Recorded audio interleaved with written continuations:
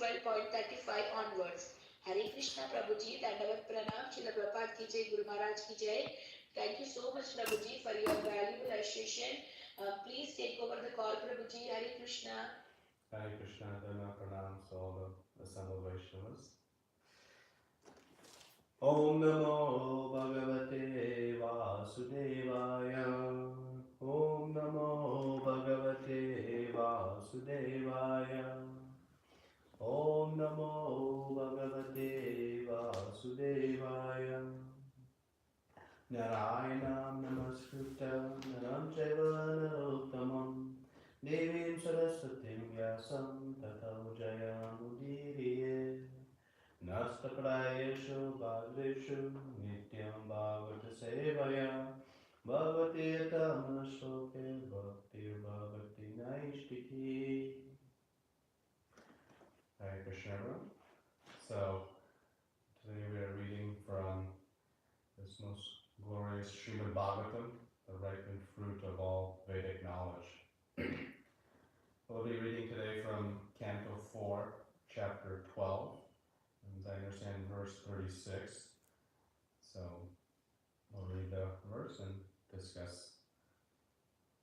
Yet prajamanam saruchaiva sarvato lokastraya anuvivrajanta ete Yanabrajan yantrushuye anugraha Vrajanti padrani charanti anisham. Yat, which planet? Brajamanam, illuminated. Swarucha, by self-effulgence. Eva, only. Sarvata, everywhere. Loka, planetary systems. Traya, three. He, certainly. Anu, thereupon. Vibrajante, give off light. Ete, these. Yat, which planet? Na, not. Avrajan, have reached. Jantashu, two living entities. Yea, those who. Anunagraha, not merciful. Rajanti, reach. Bhadrani, welfare activities. Charanti, engage in. Ye, those who. And Anisham, constantly. Translation. The self-effulgent Vaikuntha planets, by whose illumination alone all the illuminating planets within this material world give off reflected light, cannot be reached by those who are not merciful to other living entities. Only persons who constantly engage in welfare activities for the living entities can reach the Vaikuntha planets. Purport by His Divine Grace A.C. Bhaktivedanta Swami Srila Prabhupada. Srila Prabhupada ki jai. Here is a description of two aspects of the Vaikuntha planets. The first is that in the Vaikuntha sky there is no need of the sun and moon. This is confirmed by the Upanishads as well as the Bhagavad Gita. Na tad vasayate saryo na sharan shashanko na pavaka. In the spiritual world, the Vaikuntha lokas are themselves illuminated. There is therefore no need of sun, moon, or electric light. It is in fact the illumination of the Vaikuntha lokas which is reflected in the material sky. Only by this reflection are the suns in the material universes illuminated. After all the illumination of the sun, all the stars and moons are illuminated. In other words, all the luminaries in the material sky borrow illumination from Vaikuntha loka. From the material world, however, people can be transferred to Vaikuntha loka if they incessantly engage in the welfare activities for all other living entities. Such incessant welfare activities can really be performed only in Krishna consciousness. There is no philanthropic work within this material world but Krishna consciousness that can engage a person 24 hours a day. A Krishna conscious person is always engaged in planning how to take all of suffering humanity back home, back to Godhead. Even if one is not successful in reclaiming the fallen souls back to Godhead, still, because he is Krishna conscious, his path to Vaikuntha Loka is open. He personally becomes qualified to enter the Vaikuntha Lokas. And if anyone follows such a devotee, he also enters into Vaikuntha Loka.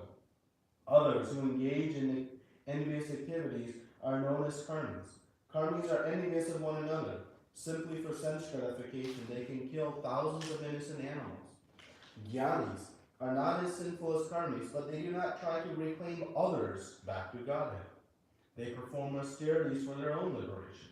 Yogis are also engaged in self-aggrandizement by trying to attain mystic powers.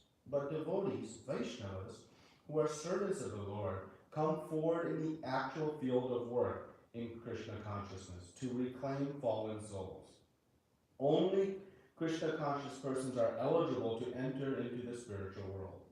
That is clearly stated in this verse and is confirmed in Bhagavad Gita, where the Lord says that there is no one dearer to him than those who preach the gospel of Bhagavad Gita to the world.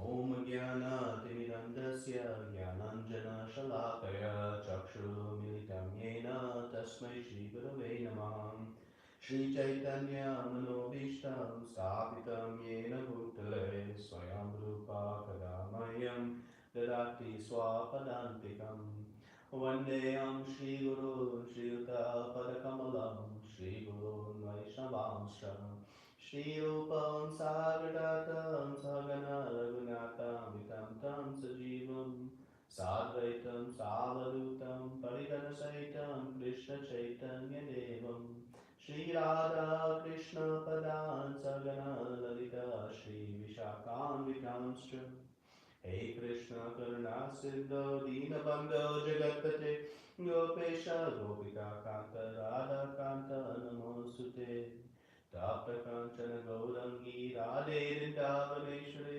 Shramanusate Devi Pranamami Hari Priye Panchakalpatarubhyascha Kripa Sindhubhyacha Patitanam Pavanebhyo Vaishnavebhyo Namo Namaha Namo Vishnu Padaya Krishna Prasthaya Bhutale Srimate Bhakti Vedanta Swami Niti Namine Namaste Saraswati Devi Gauravani Pracharine Nirvishesha Shunyavadi Paschata Deshatarine Jai Shri Krishna Chaitanya Prabhu Nityananda Shri Advaita Gadadhara Shri Vasari Gaura Bhaktavinda Hare Krishna Krishna Krishna Hare Hare Hare Rama Rama Rama Hare Hare.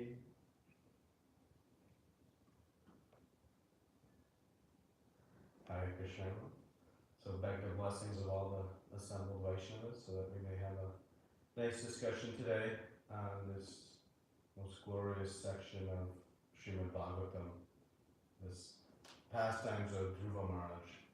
And the chapter again is entitled Dhruva Maharaj Goes Back to Godhead.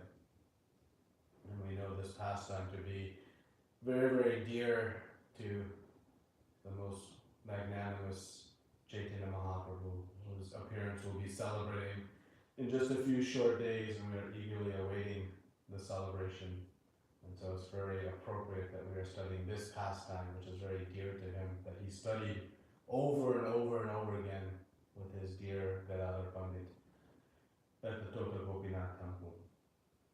So this pastime is quite extraordinary. It's been a fascinating journey from a 5-year-old child who was forbidden to sit on the lap of his father to the perfection of his very intense devotional service under the guidance of his spiritual master, resulting in the darshan of Lord Vishnu, to his return home from such intense perfections in the grandest of ways after being shunned, to then a very ferocious fight to avenge the loss of his brother, the corrective action that ensued by Manu, and then this very exemplary reign as a king, showing the real art of leadership, culminating in this retirement to prepare for this ultimate journey that he is now on. And so we have come to this section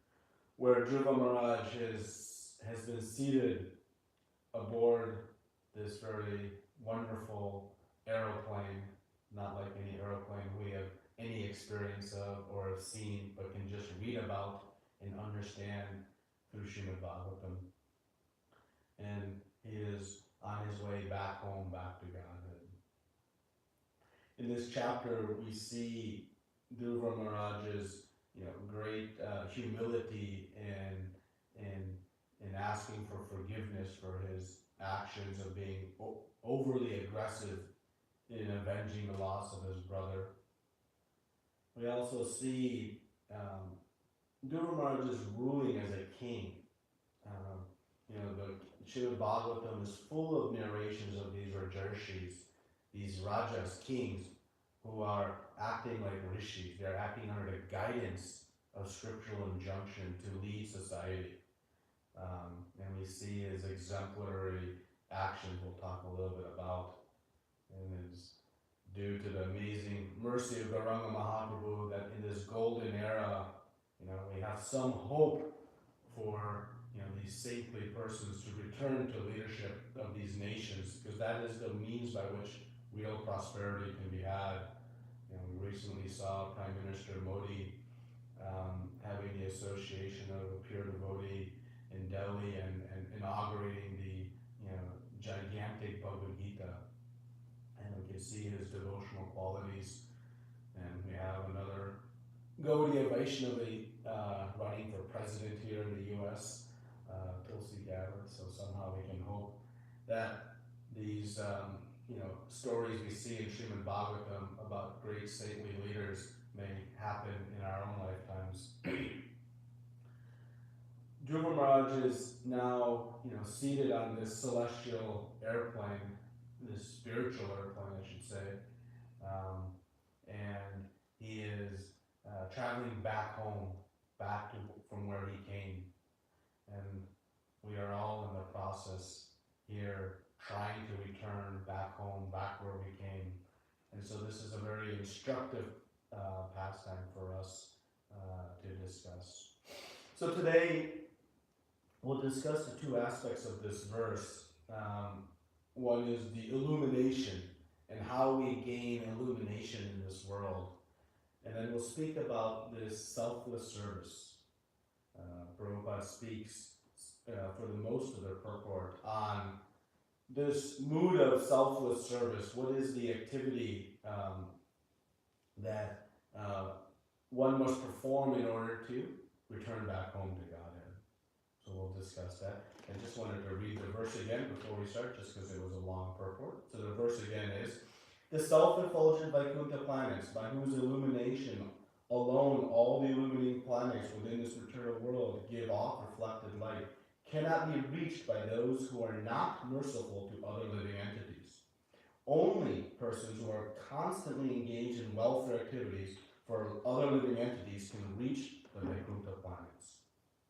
So we see this very powerful statement. Only those who are engaged in welfare activities can enter the Vaikuntha planets, and certainly that is where Dhruva Maharaj is going.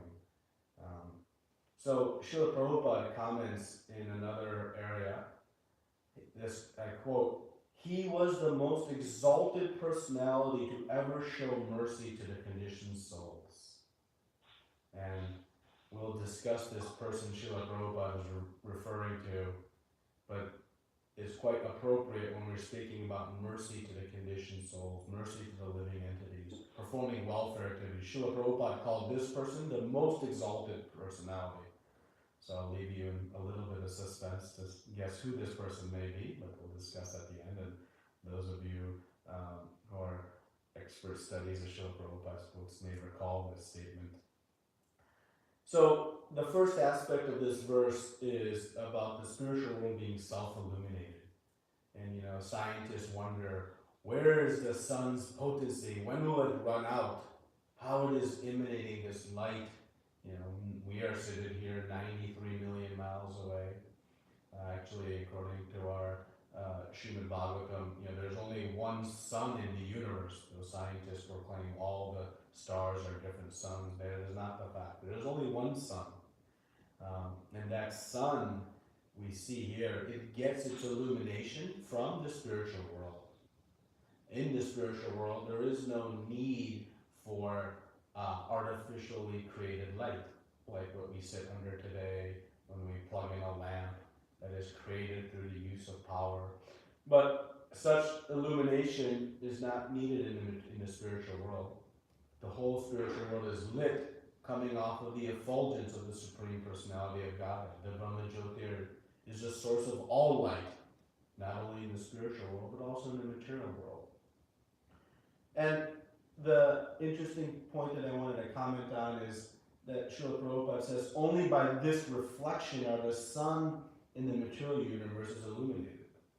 And the point, the word I was sort of struck by is a reflection. This whole material world, it is but a perverted reflection of the spiritual world. Everything we see here, it exists in its pure form in the spiritual world. And, in our journey to try to engage in pure devotional service, we know we must give up all of our material attachments. This anyabilashita shunya. No material attachment, shunya, completely gone. But we sometimes find that difficult. But if we remember back to this statement, that everything that we may be attached to here in the material world, it is but a reflection of how it exists in the spiritual world in its pure form. Then, detaching from that reflection, detaching from that material world, may not be so difficult. It's just like if you go to see the Taj Mahal. You're not going to see the Taj Mahal by looking at the ponds and seeing the reflection of the Taj Mahal. You do not want to be limited to your experience by just seeing the reflections. You want to see it directly. And so it's not so difficult to move past those reflections and go to see this Taj Mahal very directly, just using a mundane example. So like that, whatever we are seeing in the material world and what we so-called may be attracted to is just a reflection. And just remember, we can remember that it is the direct experience we can have if we qualify and enter into the Vaikuntha Loka, and ultimately, by the mercy of Chaitanya Mahaprabhu, to Goloka Vrindavan. Then we no longer have to see things through reflection, we can experience them directly. So with this understanding, we may find it a little bit easier to detach from all of the material allurements that prevent us from performing pure devotional service. So this concept of liberation, we see Dhruva Maharaj is elevating himself to the spiritual world. And when we think of liberation, we often think of it in this light or this context of me going from the material world to the spiritual world. But our acharyas comment that liberation, it is not a geographic destination. It is not the physical movement of the soul from one point to another point. Liberation is actually about consciousness. It is about becoming liberated from the entanglements of the material modes of nature. In Bhagavad Gita, we see Mam Chayo Vivacharena Bhakti Yogena Sevata Sagunan Savititetan Brahma Guya Kalpate. These gunas, sagunas, all the gunas, one can at once transcend them. At once means that even in this body, one can become free from the modes of material nature. And that is the meaning of liberation, is to become liberated or free from the modes. So that is our goal, is to become liberated from the modes of material nature. And that is done by the practice of devotional service. Right? So the key here is in the consciousness. The consciousness of the living entity determines whether one is liberated or not. It is not a matter of where my GPS coordinates are. It is not a matter of going from point A to point B. Certainly in the spiritual world, they are all liberated souls who are engaged fully in pure devotional service. But we should also remember that there are liberated personalities even within the material world. And Srila Rupa Goswami, in Nectar of Instruction, guides us that we should be very careful in how we meet and interact with these pure devotees, because they are already liberated. And thus in verse 6, he guides us on not to make any offenses against such personalities. So again, the liberation is a matter of consciousness. And the consciousness that the liberated soul has is they have an understanding of who is the center of my life. It is not me, but it is the Supreme Personality of Godhead. And with that comes this mood of selfless service. But it is not just selfless service for anyone. It is selfless service to the Supreme Personality of Godhead. And that service to the Supreme Lord then extends to all the various living entities. And thus in this verse we see only persons who constantly engage in welfare activities for other living entities can reach the Vaikuntha planets. So it is through the practice of the devotional service that one can enter the spiritual world. And we'll see and we'll discuss now how devotional service brings us to service of all the living entities. Not just direct service to Krishna, but how the devotee is engaged in serving all of the living entities. And so it is this consciousness, this selfless nature, that it is not about I, me, and mine, but it is about the Supreme Personality of Godhead that actually liberates one. And so that is our goal as we think about our progress in devotional service. And do not, confuse that it only occurs at the boarding of this transcendental aeroplane. Now, we can speak about compassion. Looked up the word compassion on the internet, and the dictionary definition of compassion is a sympathetic consciousness of others' distress together with a desire to alleviate it. So this is compassion. A sympathetic consciousness of others' distress together with a desire to alleviate it. So there's two aspects to this. There's a consciousness and awareness that someone is in difficulty, and it is coupled with a desire to alleviate it, to help them get beyond whatever that is causing distress. And this is compassion.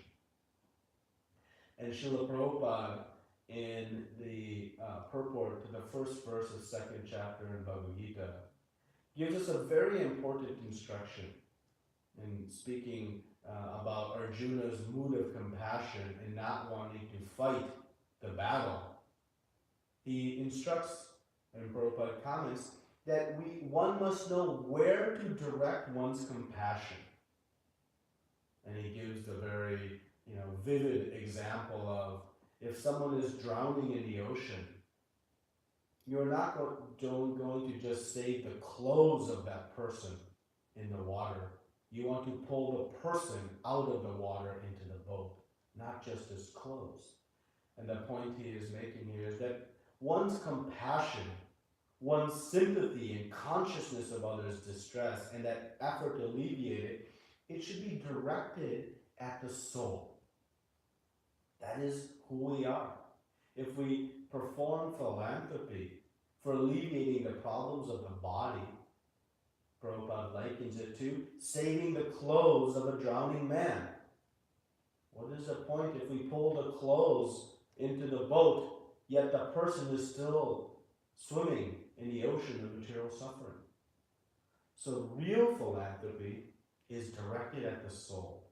And of course, when you save the soul, certainly the body as well is benefited. When you pull the person into the water, the clothes on their back also are saved as well. So in this way, we understand where our compassion, where our mood of helping others should be directed. And the only real philanthropy, as Srila Prabhupada says, is Krishna consciousness. This mood of the mission of Chaitanya Mahaprabhu, spreading the chanting of the holy names. It is the only means to deliver permanent help. All other philanthropy is nice, but it yields no permanent result. I may help someone find a meal, or find some medicines to cure the ailings of their body, or find some shelter, or whatever it may be. But all of those sufferings, all of the distress encountered by that living entity is not due to the lack of food, is not due to the lack of health care. It is due to one's past karma. And so philanthropy, to help that person in need, is to help that person stop their sinful life. Help them to again reawaken their eternal relationship with Krishna. By engaging them in devotional service, one can alleviate so much future suffering for that living entity. And thus, that is the mood of the devotees. The only real problem we have is separation from Krishna. And thus we are suffering this birth, death, old age, and disease, difficulties. So Prabhupada guides us that philanthropy, compassion, it should take us to help the person, and that person is the spirit soul, and try to engage them in the process of pure devotional service. Because through the process of pure devotional service, one can then return back home and engage in an eternal life of service to Krishna. We are free. Vaikuntha means free of all miseries. So there's this process of pure devotional service that enables one to reach that point. And pure devotional service, we know this is the actual eternal activity of the soul. It is the intrinsic activity that every living entity has. But we have forgotten it. And so by this selfless mood of compassion, of spreading this message, the living entity has an opportunity to reawaken this eternal activity that is the intrinsic, innate nature of all of us. And we know that this pure devotional service, it is selfless. There is no motive for personal gain. The only motive is for the pleasure of Krishna. Anukulyena Krishna Anushilanam. That this desire of the living entity, the propelling force that encourages one to act, is to find ways to please Krishna. And this is a distinction between love and lust. Lust is this intense hankering to please one's senses. Whereas love is this intense hankering to please Krishna's senses. And this is how Srila Prabhupada comments about the distinction between love and lust. Love is when one has an intense desire to please the senses of Krishna. And that is what we are in the process of developing. And so we see this mood of selflessness. I am not intensified to please my own, but to please Krishna. And we see in this pastime of Dhruva Maharaj that this mood of love, this mood of compassion and service is very vividly shown to us.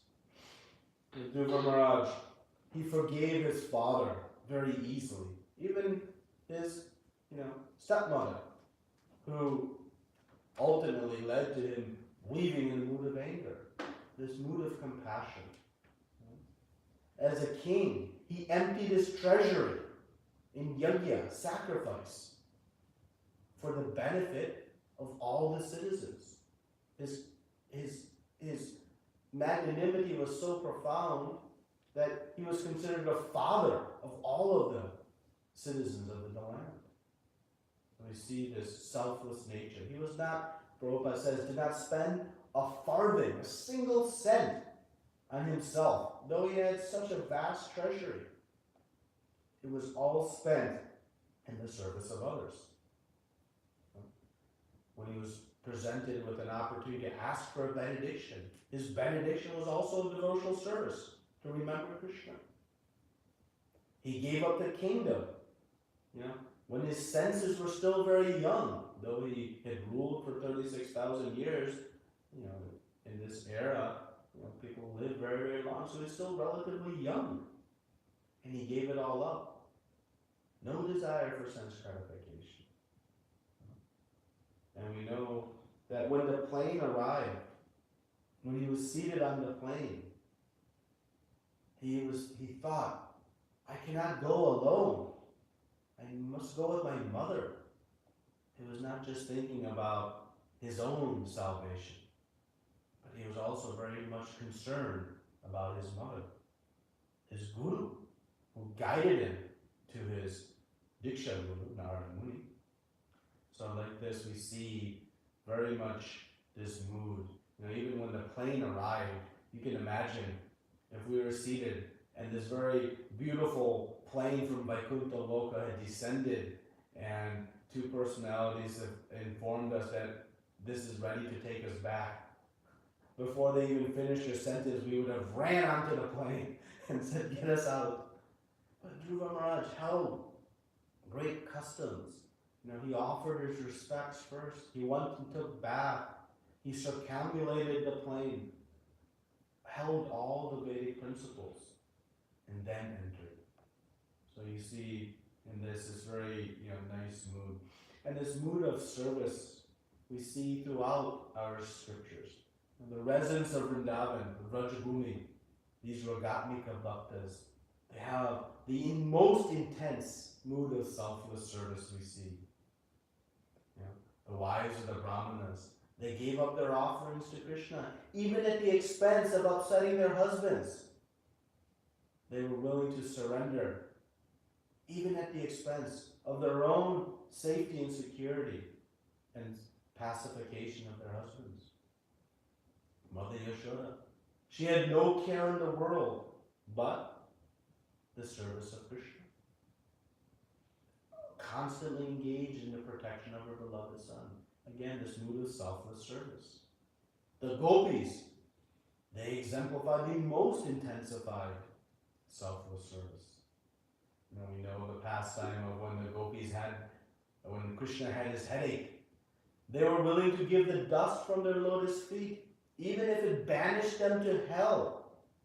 They did not care, as long as Krishna's headache and discomfort could be alleviated. They were not worried about, well, if it's convenient for me, then I'll do. Even if it meant that their suffering would lead to Krishna's release from suffering, they were willing to do it. This is the epitome of selfless service.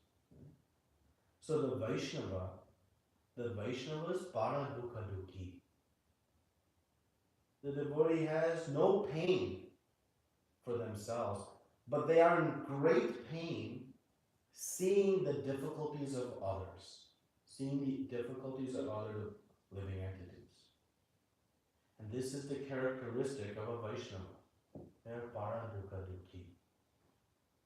They care so much about the suffering of others, and that is what inspires them to perform this greatest welfare activity, which is spreading the mission of Chaitanya Mahaprabhu. And why, we may wonder, the devotees care so much about others. We may understand why they care about Krishna. Krishna is the Supreme Personality of Godhead. He is the reservoir of all rasas. He is our eternal Father. So, the care for Krishna and his pleasure may be very clear. But why for others, the other living entities?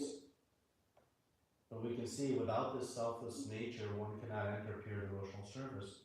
So there's a couple of different angles of vision on why so broadly.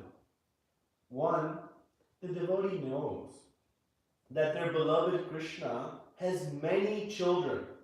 Every living entity in the whole creation, both spiritual and material, are the children of Krishna.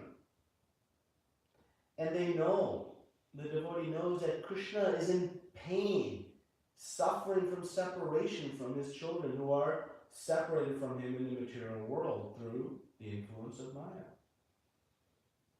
He understands, just like any mother or father, when they are separated from their child, if you go to a public place, or even momentarily separated from your child, there is an intense feeling of anxiety and stress and pain, almost on the verge of death. It's so unbearable. Like that, the devotee knows Krishna is experiencing that pain and sadness being separated from his children, which include every single living entity in this material world. And so the devotee is working very tirelessly to try to reunite their beloved Krishna with his beloved children. And that is the mood of preaching. To reunite Krishna with his lost children. To ease the pain of Krishna and to ease the suffering of his children. The devotee engages in great welfare activity. And we see Krishna's own personal statements appreciating the efforts of one who reunites him with his lost children. He says, as Prabhupada references at the end of the purport, at the end of Bhagavad Gita in chapter 18, Krishna says, "There is no one more dear to me than one who shares this knowledge.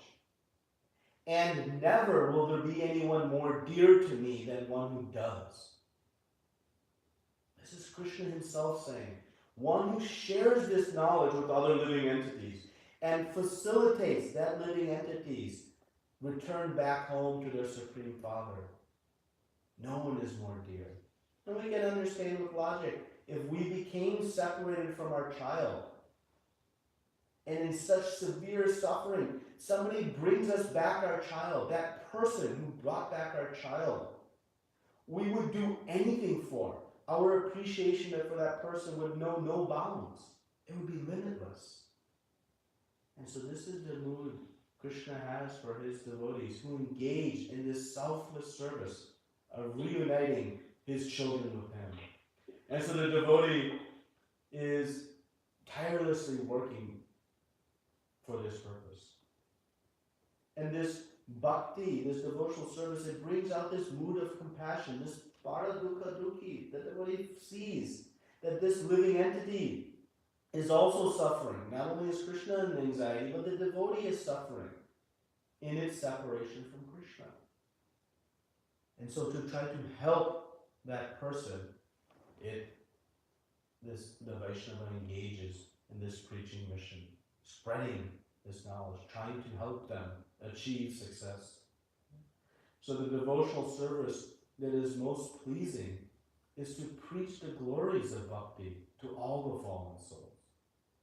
They're not interested in just their own salvation, as Prabhupada comments. The karmis have no interest in salvation. The jnanis have interest in only their own salvation. But the devotees, the Vaishnavas, the pure devotees, out of this intense mood of compassion, they're driven to help all the fallen souls. And Srila Prabhupada showed this in the fullest. He said, preaching is the essence. Books are the basis. Utility is the principle and purity is the force. But he said, preaching is the essence of what we do. And it is based on studying Srila Prabhupada's books, utilizing all the facilities and abilities we may have. Whatever ability we have, preaching is not just one-dimensional. There are many, many varieties of preaching. We utilize that in this mission. And with good sadhana and good practice, we can purify ourselves to be able to be more effective in this preaching process. And that is the mission. Srila Prabhupada gave up the comforts of retired life in Vrindavan Dham to come and save all of us, to pull us out of the ocean of material suffering. He showed this in perfection. And Chaitanya Mahaprabhu, again, whose appearance we'll be celebrating, he came to teach this practice of the most intense form of devotional service. He came to teach us this spontaneous, loving relationship with Krishna. And he came to distribute it to everyone, far and wide. And this process of devotional service that we are practicing, we're following in the footsteps of Chaitanya Mahaprabhu. And so I thought I could read and discuss one pastime from Chaitanya Charitamrita in this regard that we'll see this compassion. And I wanted to read this commentary of Srila Prabhupada on this devotee. I gave one sentence at the beginning, and I wanted to read the full paragraph to see the extraordinary person that we're going to discuss. Prabhupada says about this person, he was far, far above philanthropists, philosophers, and fruitive actors. He was the most exalted personality to ever show mercy to the conditioned souls. This is not an exaggeration of his transcendental qualities. It is perfectly true. Actually, there cannot be any comparison to this person. As a perfect Vaishnava, he was Paradukadukhi, very much aggrieved to see others suffer. The entire world is purified simply by the appearance of such a great devotee. So this is Srila Prabhupada's description of this great devotee. So we'll back up a little bit to enjoy a little bit of Gora Lila Katha as well, and that'll take us to discuss this great personality who showed great compassion for all the living entities, and as Prabhupada said, greater than anyone we have ever seen before. So we read in Chaitanya Charitamrita, Chaitanya Mahaprabhu performed many, many wonderful pastimes. And one of the most ecstatic pastimes that are very vividly described are the pastimes in Jagannath Puri of the Rath Yatra festival. It starts with the cleansing of the Gundicha temple, and then it carries on into the grand Rath Yatra festival. There, all the different associates of Navadvip and Bengal had come to Jagannath Puri to participate in this festival with Chaitanya Mahaprabhu.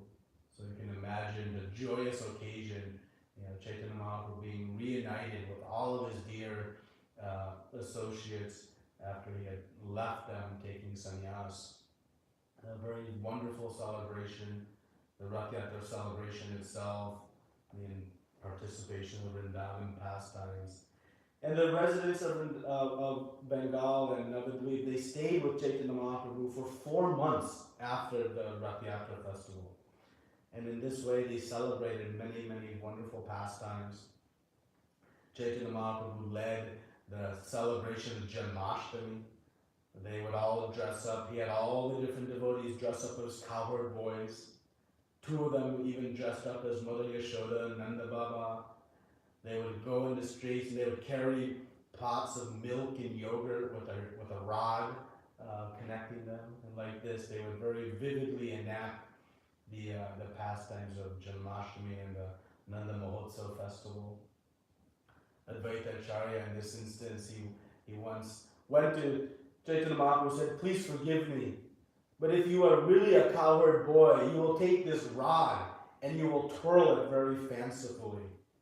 And so Chaitanya Mahaprabhu took this rod and he began to twirl it up and down behind him. He'd throw it in the air and then catch it again. He'd twirl it behind his back, under his legs, and then Prabhupada comments that he would spin it so fast like a firebrand, and everybody was whipped into an ecstatic mood seeing Chaitanya Mahaprabhu twirling this rod like a cowherd boy.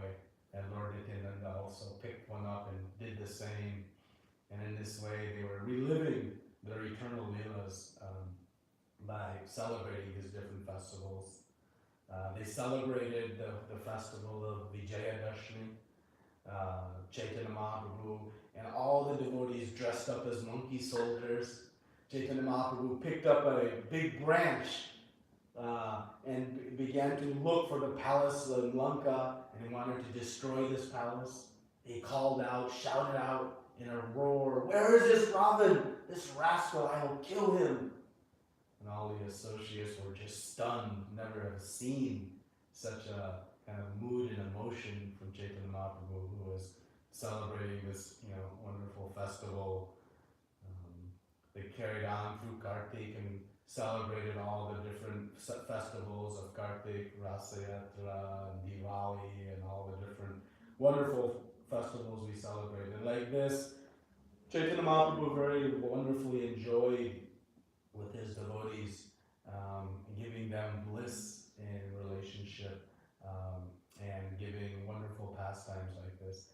But ultimately, at the end of this 4-month period, he asked them all now to return to their homes and carry on this preaching mission. Again, we see this mood Chaitanya Mahaprabhu had. We're not here to just sit in the temples and enjoy the wonderful service, but we are to go out and spread this mission. All the devotees would love to have stayed in Puri and enjoyed with Chaitanya Mahaprabhu. But he instructed them. He ordered Advaita Acharya, you go and please give bhakti to even the lowest of man. He instructed Lord Nityananda, you travel throughout Bengal and give out bhakti without restriction. Again, he's trying to save all the living entities. Chaitanya Mahaprabhu even gave some of his own assistants, servants like Ramadas, Gadadhar Das, and others to assist Lord Nityananda in this preaching mission. And he embraced Srivas Thakur, and he encouraged him that you do this daily kirtan. Don't think because I'm not here, you should not continue. Please continue. And he encouraged them by saying, I will come and dance in your kirtan. You will see me. Others will not. But I will come and dance. But you continue this Nama Sankirtana. And then Chaitanya Mahaprabhu reveals a very sweet mood in this discussion with Srivas Thakur. He tells Srivas Thakur that please give this Mahaprasad from Lord Jagannath to my most beloved mother Sachi. And this next few verses in this chapter are so sweet, seeing the mood of Chaitanya Mahaprabhu. He said to Srivas Thakur that I had made a mistake abandoning the service of my mother. I should not have done it. I am just here to serve her. I took sannyas and abandoned this service as a madman. This is not appropriate. Though I have offended Mother Sachi by abandoning my service to her, she is not taking offense because I am her child. But nonetheless, I am very, remorseful that I have done this. I am only staying in Puri because of her instruction. But still, I am very missing her service.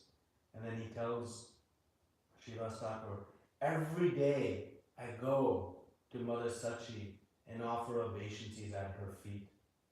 She feels this internally, but she has some doubts because she doesn't see it. She feels my presence, he's telling Srivas Thakur, but she doesn't know.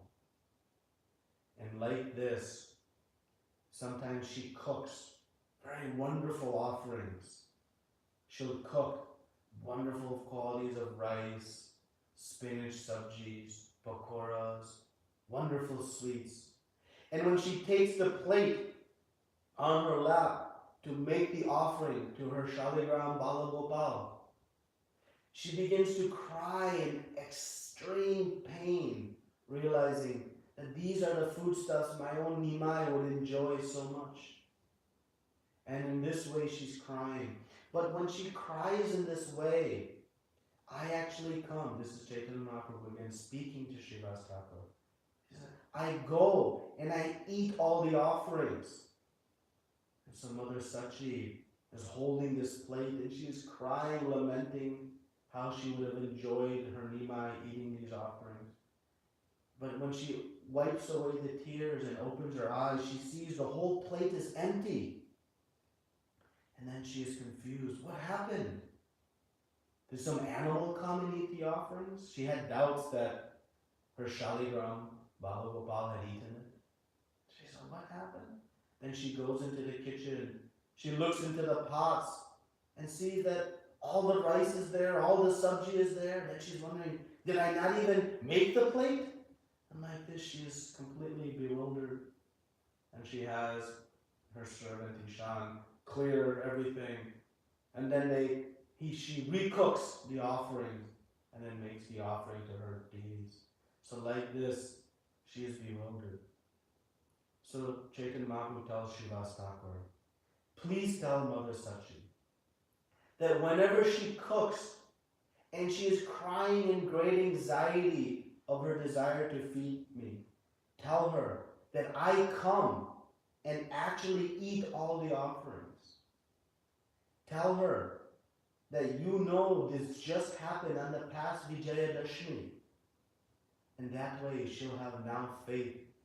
Because she has some feeling of it, but she doesn't see it. So please inform her that I am actually coming and eating these offerings. So in this way, Chaitanya Mahaprabhu was expressing his deep mood of attachment to his beloved Mother Sachi.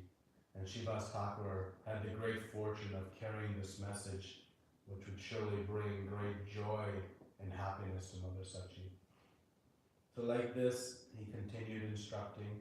He glorified Raghav Pandit. Raghav Pandit was performing such nice service, detailed service. He was the best of all cooks. And Chaitanya Mahaprabhu was glorifying how he would go 20 miles away to find the best of coconuts. And he would keep these coconuts in the water so that it would become cool. And he would clip the tops. And he would comment that sometimes when Raghav Pandit would go to pick up the offering, sometimes the coconuts would be empty. All the juice would be gone. And Raghav Pandit would open the coconut and take the pulp and put it on another plate and then offer that back again to Krishna. And when he would come back again, sometimes the pulp would be gone again, showing that he was actually taking all of this. Sometimes he would refill the coconuts and replace the pulp, and sometimes they would be gone. This was the purity of Raghav Pandit's service. He was very, very detailed in his service. And like this, he continued meeting all the devotees and bidding them farewell to continue engaging in this preaching mission. He met Mukunda Das, Raghunanda, and Narahari, and engaged each of them in their specific services. He gave each of them one service each, and said, please go back and carry on the service. He glorified Murari Gupta as the great devotee of Lord Ramchandra, proclaimed him to be the incarnation of Hanumanji himself. And like that, he continued on. And then he brings us to this most merciful devotee that Srila Prabhupada had commented on. And who is that most merciful devotee? None other than Vasudeva Datta. Vasudeva Datta was being glorified by Chaitanya Mahaprabhu, but he wanted no part of it. And then Vasudeva Datta asked Chaitanya Mahaprabhu, my dear Lord, you have incarnated to deliver all conditioned souls.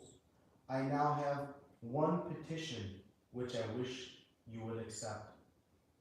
My Lord, you are certainly able to deliver whatever you like, and you are indeed merciful. If you so desire, you can very easily do whatever you want.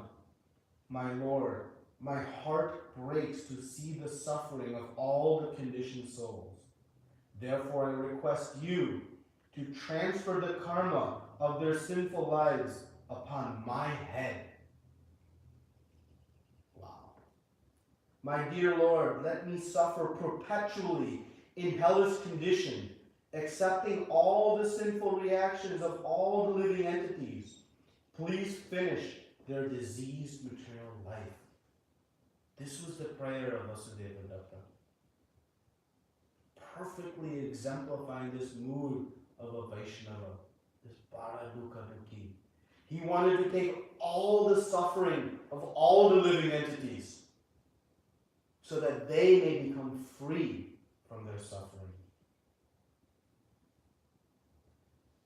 Srila Bhakti Siddhanta Saraswati Thakur comments, Prabhupada presents in the purport his commentary on this verse. And he explains that Vasudeva Datta's plea was like none other. His compassion is unmatched as compared to when Jesus Christ came. Jesus Christ accepted the sins of all of his disciples, his followers. But Vasudeva Datta is asking for to take all the sins of all living entities, not just his followers.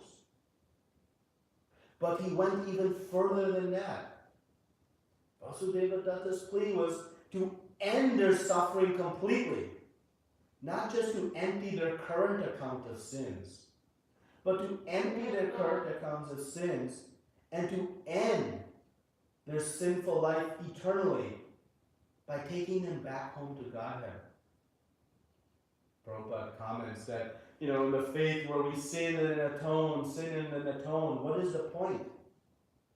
So Vasudeva Datta did not want just to empty the sins so that the living entities can go on sinning again. He said, no, end their material life, end their hellish condition. So he continued, he prayed, and he said, I will take all of the suffering so that all the living entities may go back home, back to God. This is the mood of compassion. It's unfathomable. Chaitanya Mahaprabhu, when he heard this, he became struck. He began to cry. He could not, seeing this extreme mood of compassion, Chaitanya Mahaprabhu, he said his heart was broken. Tears were flowing from his eyes. So pleased and so moved by this position of Vasudeva Datta. And then Vasudeva Datta, Krishna Chaitanya Mahaprabhu then begins to speak to him. And he says very nicely in this verse, this is from chapter 15, Madhya Lila, verse 169. He says, this is Chaitanya Mahaprabhu speaking to Vasudeva Datta. He says, whosever welfare you desire immediately becomes a Vaishnava. And Krishna delivers all Vaishnavas from the reactions of their past sinful activities. This is the mood of the preaching mission.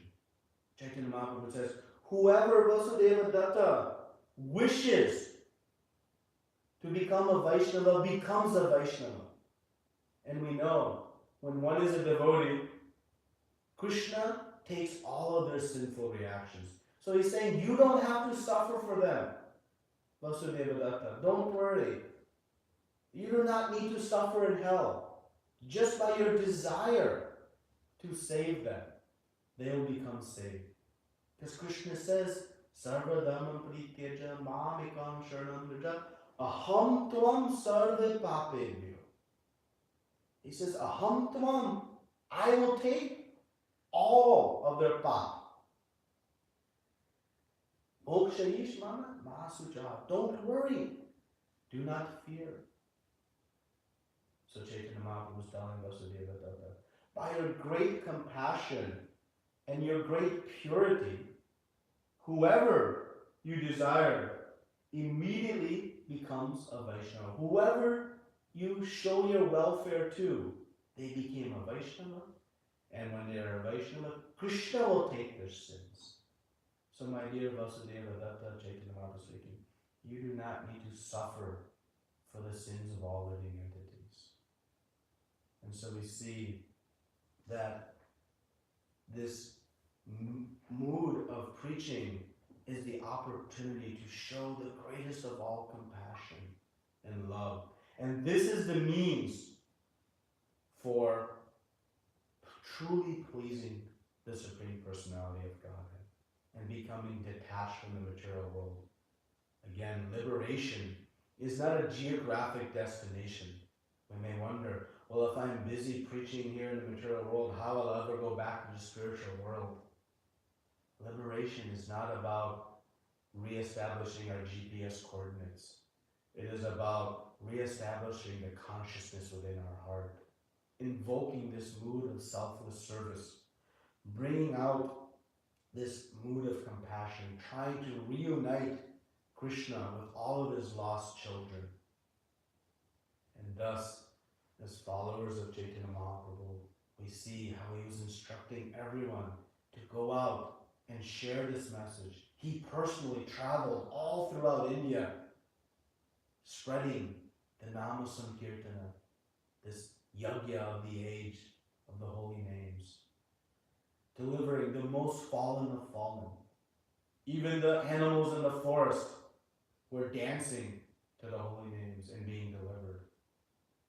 So, as we approach this most auspicious Gaura Purnima, we can try to bring this mission of Chaitanya Mahaprabhu into our hearts and into our daily lives, and do whatever we can do in this preaching mission to help bring about welfare for all of the living entities, and thus relieve them of their suffering, relieve Krishna of his own suffering from the separation between him and his lost children, and along the way bring about our own success in devotional service and bring about an eternal life of bliss and happiness. So this is what we see in this verse and purport of the 12th chapter of 4th canto, 36th verse. Thank you very much. Srila Prabhupada ki jai, Ananta Koti Vaishnavinda ki jai. Hare Krishna. Any comments or corrections, clarifications, questions?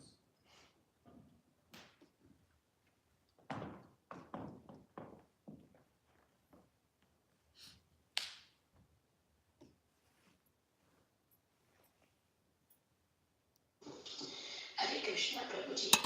Very, very beautiful class. Thank you so much, Prabhuji, for such a beautiful class. I don't have any questions. Is anybody having any more questions or comments for Prabhuji? Prabhuji, Thank you, Prabhuji. Very, very excellent class. It was very, very wonderful katha. Thank you. Hare Krishna. I don't have question, but it was wonderful. Hare Krishna. Hare Krishna. Thank you. Prabhuji, Hare Krishna, Dandavat Pranam, Vivek. Really nice class, Prabhuji. I just have one question. So you referenced Srila Prabhupada's comment at the end of the purport where he says that he reiterates Lord Krishna's point of there is no one who is dearer to him than to spread this message of Krishna consciousness to others.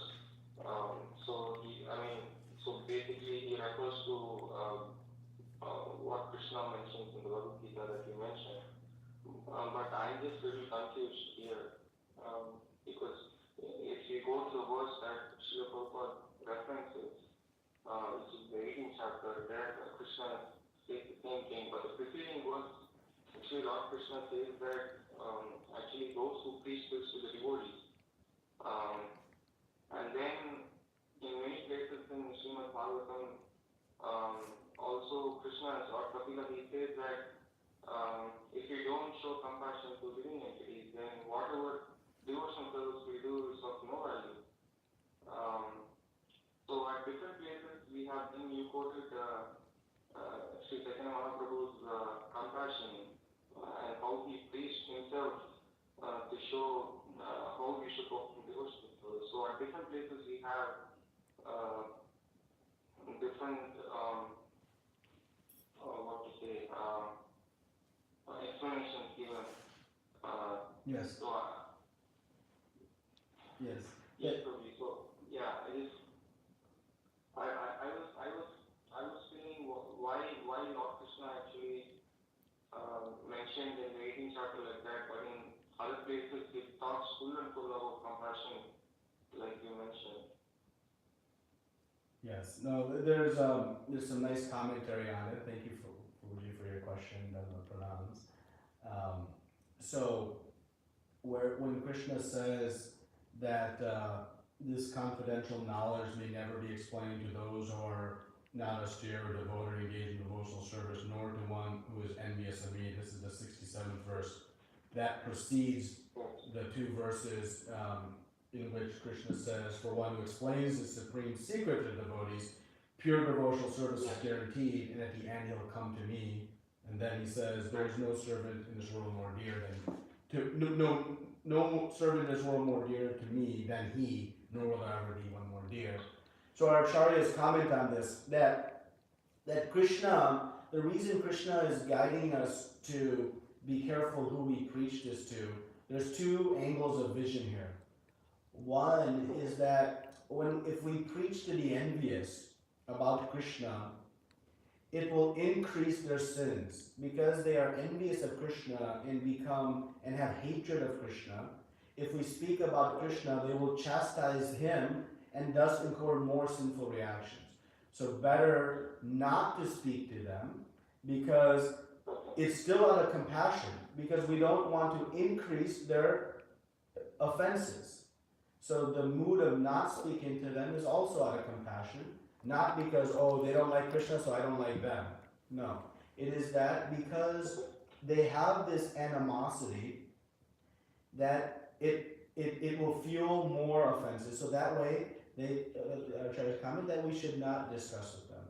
Now another point is made here is that Krishna is speaking also out of favor to his devotee, saying don't waste your time. Don't spend your precious time if those are not interested. But Prabhupada comments that a devotee though is even more compassionate in that way, that they're willing to even sacrifice their time to save a fallen soul. So Krishna on the one hand is speaking out of love, but the devotee is so inspired to reunite the living entities with Krishna that they will go far and wide, even endure great trouble to render this service. So like any loving father, they don't want to see their child endure any difficulties, but the child is willing to endure some difficulties out of love. So there's both angles of vision here. So our position as devotee is that, yes, we will not preach to the envious, but that is also out of compassion, because we don't want them to incur further reactions. But we will go through great lengths, extraordinary lengths, like Srila Prabhupada, crossing oceans, going through so much to try to reunite Krishna with his lost children. And that servant is very dear. So there is no contradiction, but there are the different angles of love that are being expressed here. And thus we understand our mission is to follow the direct instructions and footsteps of Chaitanya Mahaprabhu and then through Srila Prabhupada, who said preaching is the essence. It's okay? Okay. Good. Thank you, Prabhuji. Thank you, Prabhuji, for your question. Hare Krishna. Hare Krishna. Hare Krishna Prabhuji, Dana Pranam, all glories to Srila Prabhupada and Guru Maharaj. Very nice class, Prabhuji. I had one or two questions, related ones. Is that okay? Yes, Mataji, thank you. Okay. The Vasudev Datta, the exalted personality that you mentioned, Prabhuji, is he the same one, the one who was struck with leprosy, and then later, when Chaitanya Mahaprabhu embraced him, the leprosy went away? Is he the same person? No. That's the first question. No, Vasudeva No, Datta. no. That's Vipra Vasudev. Yeah. Oh, okay. And then Vasudev Datta, you said that he, with his selfless devotional service, he asked Chaitanya Mahaprabhu to liberate all the conditioned souls at that time. So that was his desire. So did Chaitanya Mahaprabhu then, at that point of time, who all were there, all the living entities at his point of time, did he all those souls liberated then, Prabhuji? I'm laughing because I knew this question was coming from someone. I'm laughing because it's an interesting question. We've had many discussions with very, very senior devotees about this question, that then if it was fulfilled, then why are we all still here in the material world? The shop should have been closed up, wrapped up, and gone. What happened? So it's explained, and Chaitanya Mahaprabhu actually gives some commentary, or he speaks that it is of no real significance for this universe to be emptied and wrapped up because it is like one, big fruit tree that has millions of fruit. If one or two fruits fall to the ground and are destroyed, what is the loss? Because there are so many fruits left. Like this, if one universe is empty, there are still millions and millions and millions and millions and millions and millions and millions and millions of universes remaining, in which the living entities are, swimming within the material world. And so like this, we understand that yes, everybody did go back to the spiritual world, but there were still millions of living entities falling and cycling through the different, 8.4 million species and moving between. So this, verse was refilled like that. We can understand. We also can understand. I've heard one commentary from a devotee that said, that still, when the living entity is presented with the opportunity to go back home to Godhead by the mercy of another, that you still have the free will to say yes or no. So you'll not be forced to go back to the spiritual world. So you still have to develop some intelligence to understand and say yes to the proposition. So everyone was offered the opportunity, we can understand, but some may not have taken that. But certainly, because Chaitanya Mahaprabhu made the proclamation, we can understand that everyone was certainly given the opportunity to go back to the spiritual world. And just one more comment, you were asking kind of who is Vasudeva Datta. We also understand and commented here that he is the none other than Prahlad Maharaj that has come to participate in this Gora Lila. So just a little bit more context for Vasudeva Datta. Yeah, that makes sense to now, Prabhuji, because Prahlad Maharaj, he is the one who also, when Narasimhadev asked what you want, and he wanted liberation for everybody. Yes. If I'm not Prabhuji, one more question I'm tempted to ask. I know it might be sounding slightly dumb and you might even laugh at it, but when you were talking about the pastime of that Sachi Mata, when she used to make all those offerings, and then she used to present in front of the Shira, and then you said that those the offerings used to go away because apparently Krishna was eating. So I'm just tempted to ask that, but that when we all in these conditions, so we all of us are making these offerings, but the offerings remain as it is here. But we are told that Krishna is having it by his eyes and could be from any form. But how come those offerings went away at that point of time?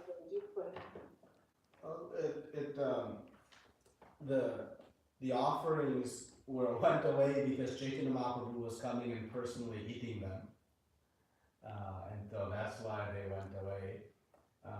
But in the past time, in the comment with Raghav Pandit, I mentioned that when he would offer the coconuts, sometimes the coconuts would be emptied and sometimes they would remain filled.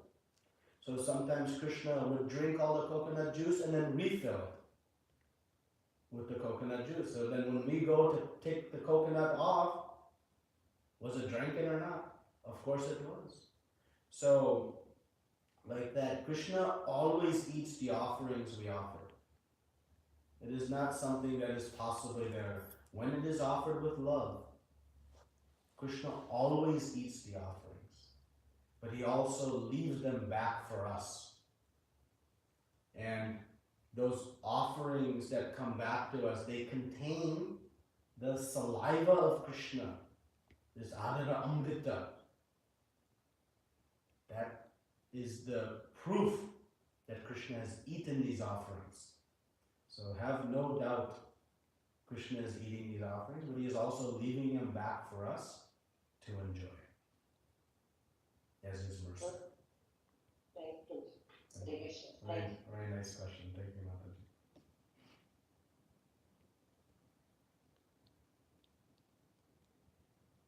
Hare Krishna Prabhuji, thank you so much for the most wonderful class. So nice from beginning to end.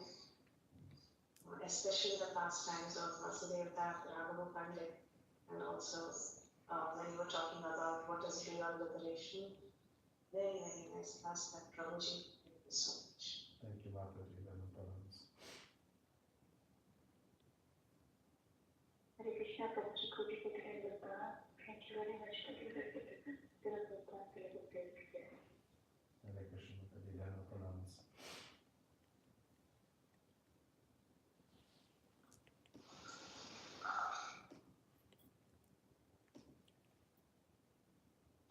Hare Krishna, is there anybody having any more questions or comments for Prabhuji?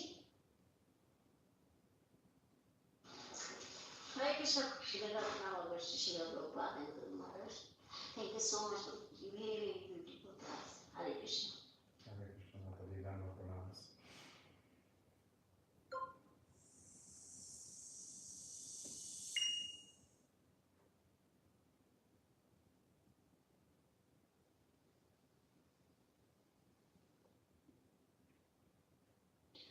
Hare Krishna. I would thank you so much, Prabhuji. Very beautiful class, and especially about that Vasudata, who is Vasudata and Krishna Leela. And thank you so much, Bhakti Sanga group, that we could able to hear all the pastimes of Gauri Leela, and we could also do so many things because of this Leela. Every day it is going after the class a little bit about the Gauri Leela. It is very nice, and thank you so much. I never hear about this, Prabhu. You told